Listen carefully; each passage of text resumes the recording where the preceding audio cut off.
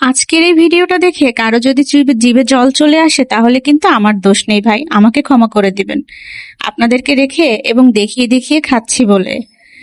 অবশ্য ভিডিওটা এডিট করার সময় আমারই জিভে জল চলে এসেছে। সুন্দর একটি সকাল কাটানোর পরে মনে হয় সন্ধ্যাটার জন্য অপেক্ষা করি, তাই না? আর সন্ধ্যাবেলা হলেই ইচ্ছে করে ভাজা পোড়া বা কিছু মুখরোচক খাই, সঙ্গে থাকবে আমার প্রিয়জন। আর তাই তো আজকে অনেক দিন পরে ফুচকা বানাতে শুরু করলাম। আমার ফুচকাগুলো মাশাআল্লাহ ভালোই হয়।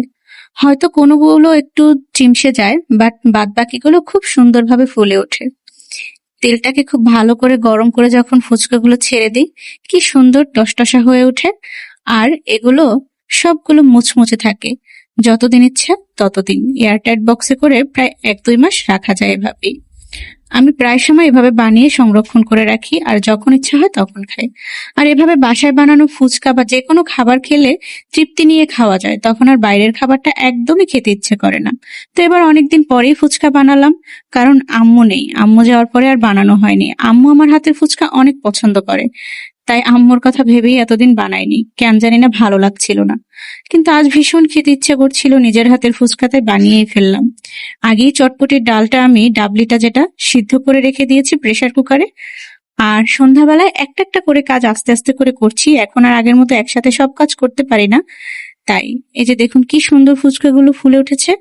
আমার এই ফুচকার ভিডিওর সম্পূর্ণ রেসিপি দেখতে চাইলে অবশ্যই আমার পেজে নক করতে পারেন বা আমার পেজে ঘেটে দেখতে পারেন। আমার পেজে অনেক আগেই এই ভিডিওগুলো দেয়া আছে। তো জোহার বাবা বাসায় এসে সালাদটা কেটে দিল সুন্দর করে, শসা, কাঁচামরিচ, পেঁয়াজ।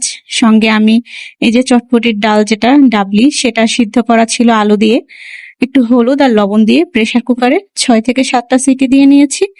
এরপরে আমি একটা চাট মশলা দিয়ে খুব ভালো করে এটাকে মেখে নিয়েছি। ও হ্যাঁ, টকটাও আমি বাসায় তৈরি করে রেখেছি আগেই। আর এইটা হলো সবচেয়ে বেশি স্বাস্থ্যসম্মত উপায় মুখরোচক ফুচকা লাভারদের জন্য রেসিপি। তো টক পানিটা আমি রেডি করে ফ্রিজে রেখে দিয়েছিলাম, কারণ আমার কাছে ঠান্ডা ঠান্ডা টক পানি খেতে ভীষণ ভালো লাগে। সবগুলো কাজ শেষ করে সুন্দরভাবে সবাই মিলে বসে গিয়েছি ফুচকা খেতে।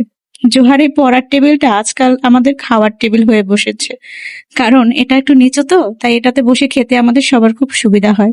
ভিডিওটা এ পর্যন্ত কেমন লাগলো অবশ্যই তা কমেন্ট করে জানাবেন। আল্লাহ হাফেজ।